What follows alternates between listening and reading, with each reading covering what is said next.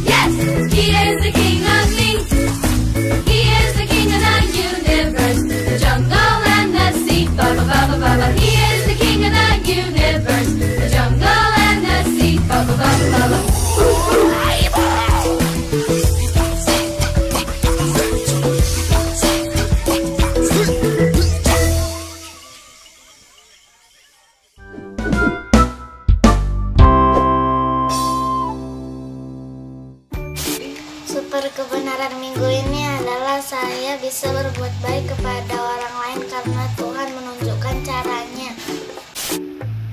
Super ayat hari ini dari Efesus 4 ayat 32. Tetapi hendaklah kamu ramah seorang terhadap yang lain, penuh kasih mesra dan saling mengampuni sebagaimana Allah di dalam Kristus telah mengampuni kamu. Wah, teman-temannya Ziki semangat semua ya menyembah Tuhan. Kalian sudah mendeklarasikan super ayat, super kebenaran, dan memuji Tuhan dengan sukacita loh. Iya dong kak, anak Hero Kids gitu loh. Oh iya adik-adik, kakak mau tanya nih, ada berapa hal sih di buah roh yang telah kita pelajari selama minggu-minggu ini? Sebentar Ziki hitung dulu ya. Oke Ziki. Nah adik-adik kalian juga bantu ya jawab di kolom chat. Ziki ingat kak. Berapa tuh Ziki? Ada 4 kak. Ada 4. Coba sebutkan keempat-empatnya. Kasih, sukacita, damai sejahtera, dan kesabaran. Wah, betul sekali adik-adik. Nah, hari ini kita akan mempelajari hal yang kelima. Ayo kalian sekarang siapkan alat tulis, Alkitab, dan tentunya hati dan telinga kalian untuk mendengarkan firman Tuhan ya.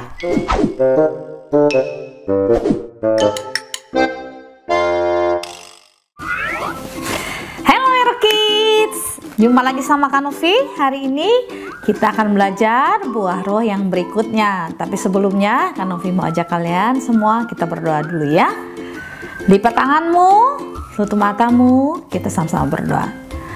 Bapa di surga, terima kasih buat hari ini, kasih setiamu sungguh luar biasa. Dan saat ini kami mau belajar Tuhan tentang buah roh yang berikutnya. Engkau ajari kami, Engkau pimpin kami, berikan kami roh pengertian agar kami dapat belajar dan dapat melakukannya dalam kehidupan kami. Dalam nama Tuhan Yesus kami mengucap syukur dan berdoa. Amin. Oke, nah 1 bulan ini kita sudah mempelajari tentang buah roh. Apa saja yang kalian sudah pelajari? Tadi sudah disebutkan loh sama teman kalian si Ziki. Coba masih ingat tidak? Kita ulang ya. Minggu pertama kita bicara tentang kasih, sukacita, damai sejahtera, dan kesabaran. Minggu lalu kita belajar dari kesabaran dari seorang bapak yang luar biasa. Ya kan? Siapa yang masih ingat ceritanya? Angkat tangannya. Yes, dari Bapak Abraham. Nah, hari ini kita akan belajar buah roh yang berikutnya, yaitu kebaikan. Coba kasih tahu kiri kanannya, kasih tahu adiknya, atau adik kasih tahu kakaknya. Sama-sama bilang kebaikan. Iya, apa arti kebaikan? Ada yang tahu apa arti kebaikan? Nah, di sini kakak mau kasih tahu ya, bahwa arti kebaikan adalah satu kualitas di mana kita punya belas kasih, punya perhatian, ya, yang dinyatakan bukan hanya lewat perkataan, tapi juga dengan perbuatan. Sama seperti Tuhan Yesus, ya, dia menunjukkan belas kasih waktu dia ada di bumi ini. Waktu dia mulai melayani, Tuhan Yesus menyatakan belas kasihnya kepada semua orang. Dan di waktu Tuhan Yesus ada belas kasih, di situ ada mujizat. Setiap Tuhan Yesus dikatakan punya belas kasihan, di situ ada mujizat. Nah, Tuhan Yesus juga mau setiap kita, anak-anaknya, mempunyai belas kasih yang sama, mempunyai kebaikan yang sama. Supaya apa? Supaya Yesus dinyatakan lewat hidup kita. Nah, kita mau sama-sama belajar ya dari seorang tokoh, dari seorang raja yang luar biasa, yang tadinya diburu-buru oleh raja sebelumnya untuk dibunuh. Tapi karena dia punya janji sama si anak raja, yaitu pangeran, seorang pangeran di Israel waktu itu, dia berikat janji bahwa dia akan menolong, dia akan melindungi, dia akan tetap memelihara keluarganya. Nah, kita lihat ini adalah kualitas belas kasih yang luar biasa yang dimiliki oleh raja ini. Walaupun dia ingin dibunuh, tapi dia tidak membalas, tapi justru dia menunjukkan belas kasih kepada raja sebelumnya. Lihat, waktu suatu kejahatan dibalas dengan kebaikan. Mau tahu siapa orangnya? Yuk sama-sama buka Alkitabmu di 2 Samuel pasal yang ke-9 ayat yang pertama sampai ke-13. Kakak nanti bacakan ya, kalian dengarkan baik-baik. Kalau sudah buka atau catat di buku kalian di 2 Samuel 9 ayat yang pertama sampai ke-13. Oke, yuk siap ya. Berkatalah Daud, masih adakah orang yang tinggal dari keluarga Saul? Maka aku akan menunjukkan kasihku kepadanya oleh karena Yonatan. Adapun keluarga Saul mempunyai seorang hamba yang bernama Ziba. Ia dipanggil menghadap Daud. Lalu raja bertanya kepadanya, "Engkaukah Ziba?" Jawabnya, "Hamba tuanku." Kemudian berkatalah raja, "Tidak adakah lagi orang yang tinggal dari keluarga Saul? Aku hendak menunjukkan kepadanya kasih yang dari Allah." Wow, lihat ya, Daud katakan mau menunjukkan kasih yang dari Allah. Lalu berkatalah Ziba kepada raja, "Masih ada seorang anak laki-laki Yonatan yang cacat kakinya." Tanya raja kepadanya, "Di manakah dia?" Jawab Ziba kepada raja, "Dia ada di rumah Mahir bin Amiel di Lodebar." Sesudah itu Raja Daud menyuruh mengambil dia dari rumah Mahir bin Amiel dari Lodebar. Dan Mefiboset bin Yonatan bin Saul masuk menghadap Daud. Ia sujud dan menyembah. Kata Daud, "Mefiboset?" Jawabnya, "Inilah hamba tuanku." Kemudian berkatalah Daud kepadanya, "Janganlah takut, sebab aku pasti akan menunjukkan kasihku kepadamu oleh karena Yonatan ayahmu. Aku akan mengembalikan kepadamu segala ladang Saul nenekmu, dan engkau akan tetap makan sehidangan dengan aku." Lalu sujudlah Mefiboset dan berkata, "Apakah hambamu ini sehingga engkau menghiraukan anjing mati seperti aku?" Lalu raja memanggil Ziba, hamba Saul itu, dan berkata kepadanya, "Segala sesuatu yang adalah milik Saul adalah milik seluruh keluarganya kuberikan kepada cucu tuanmu itu. Engkau harus mengerjakan tanah baginya, engkau, anak-anakmu, dan hamba-hambamu, dan harus membawa masuk tuayannya supaya cucu tuanmu itu ada makanan. Mefiboset cucu tuanmu itu akan tetap makan sehidangan dengan aku." Ziba mempunyai 15 orang anak laki-laki dan 20 orang hamba. Berkatalah Ziba kepada raja, "Hambamu ini akan melakukan tepat seperti yang diperintahkan tuanku raja kepadanya." Dan Mefiboset makan sehidangan dengan Daud sebagai salah seorang anak raja. Mefiboset mempunyai seorang anak laki-laki yang kecil yang bernama Mika. Semua orang yang diam di rumah Ziba adalah hamba-hamba Mefiboset. Demikianlah Mefiboset diam di Yerusalem, sebab ia tetap makan sehidangan dengan raja. Adapun kedua kakinya timpang. Nah, di sini kita lihat ya, Daud itu bersahabat baik dengan Yonatan, anak dari Raja Saul, yang mana menjadi pangeran ya. Si Yonatan ini adalah pangeran dari kerajaan Israel, di mana waktu itu Saul adalah serajanya. Nah, karena kecemburuan Saul terhadap Daud ya, karena dikatakan Daud itu menaklukkan atau mengalahkan berlaksa-laksa, sedangkan buat Saul cuma hanya dihitung cuma beribu-ribu. Saul marah dan Saul dendam, Saul iri hati karena perkataan dari orang-orang yang menyanyi, gadis-gadis yang menyanyi, dan dia punya rencana mau membunuh Daud. Dan waktu itu Yonatan menggagalkan niat ayahnya dan dia menyuruh Daud untuk pergi. Dan di situ Daud dan Yonatan mengikat perjanjian, ya, mengikat janji bahwa Daud akan setia kepada Yonatan dan akan melindungi, akan memelihara seluruh keturunan Yonatan seperti yang diminta oleh Yonatan. Dan waktu pun tiba, waktu terjadi peperangan, Raja Saul dan Yonatan mati karena akibat peperangan, dan kemudian beberapa tahun kemudian Daud diangkat menjadi raja. Dan waktu itu Daud memegang janjinya dan dia tetap memelihara apa yang dikatakannya, walaupun anaknya Yonatan adalah keturunan dari seorang raja yang ingin membunuhnya, yang terus mengejar-ngejar dia, yang terus membuat jahat sama dia. Tapi Daud tidak membalas, Daud tidak melihat seperti itu.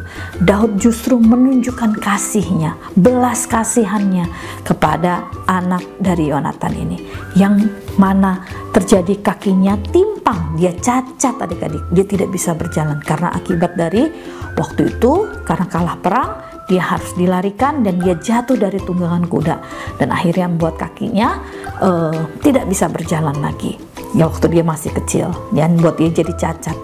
Dan di situ si Mephiboset ini yang adalah anak dari Jonathan tinggal di rumah salah seorang yang namanya Mahir, ya, dan dia juga punya hamba yaitu Ziba. Dan waktu Raja Daud memanggilnya untuk kembali ke istana, dan di situ Raja Daud mengatakan, dan Raja Daud mengundang dia, membawa dia dan mengembalikan semua milik harta milik punya Raja Saul dikembalikan kepada Mephiboset, dan dia menjadi orang seperti salah satu anak raja, ya, dan makan sehidangan dengan Raja Daud. Lihat bagaimana Daud mempunyai hati yang luar biasa. Raja Daud mempunyai belas kasih, dia punya kebaikan, dia terus memberikan kebaikannya kepada Mephiboset, ya. Nah, terkadang kita pun sama, ya. Kita mungkin seperti Mephiboset, mungkin kita tidak cacat seperti tidak punya cacat pada tubuh kita, tapi kadang kita cacat dalam hati kita. Kadang kita suka buat jahat sama orang lain, tapi kita masih diterima sebagai anak Allah. Tuhan ajak kita menjadi satu keluarga. Luar biasa bukan? Waktu Tuhan Yesus memberikan hidupnya dan dia jadikan kita sebagai anak-anaknya dan makan sehidangan dengan Tuhan, istilahnya kita tinggal di kerajaan sorga bersama dengan Tuhan. Itu adalah warisan, adalah pemberian yang sangat luar biasa.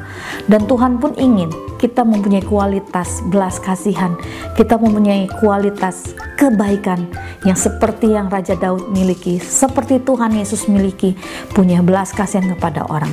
Bagaimana caranya kita mempunyai belas kasih atau menunjukkan belas kasih kita? Yang pertama, dengan pengampunan. Waktu kalian mengampuni seperti Daud mengampuni, melakukan yang baik terhadap keturunan Raja Saul, di situ ada pengampunan yang Daud berikan. Sama halnya waktu kalian dijahati orang, kalian dicemooh, kalian dijelek-jelekin, mungkin kalian dibuat sesuatu yang mungkin tidak mengenakan buat kalian, tapi kalian bisa melepaskan pengampunan, ya. Dan di situ kita bisa melepaskan kita bisa mengampuni kesalahan orang lain.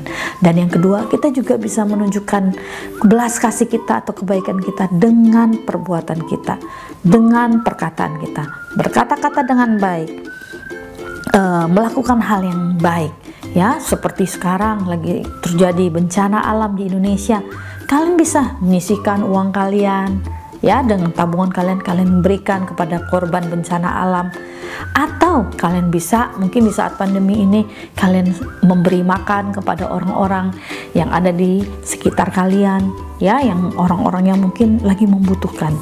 Atau kalian juga bisa dengan buku-buku atau pakaian yang masih layak pakai, kalian bisa berikan kepada orang yang membutuhkan. Di situ juga kalian bisa menunjukkan belas kasih. Nah, Tuhan ingin hal itu terjadi sama kita.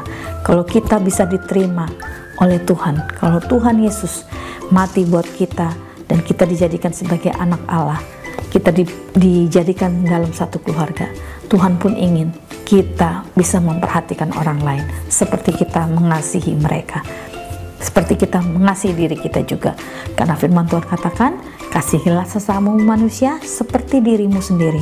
Kebaikan yang kamu berikan, belas kasihan yang kamu berikan buat orang lain, itu menunjukkan kasihmu pada sesama, dan terlebih lagi menunjukkan kasihmu sama Tuhan. Ya, hal yang simple, hal yang sederhana yang bisa kalian lakukan. Bantu orang tua kalian di rumah. Kalian bisa lakukan dengan menjaga adik kalian. Lihat kalau mami lagi kesusahan, kalian bantu.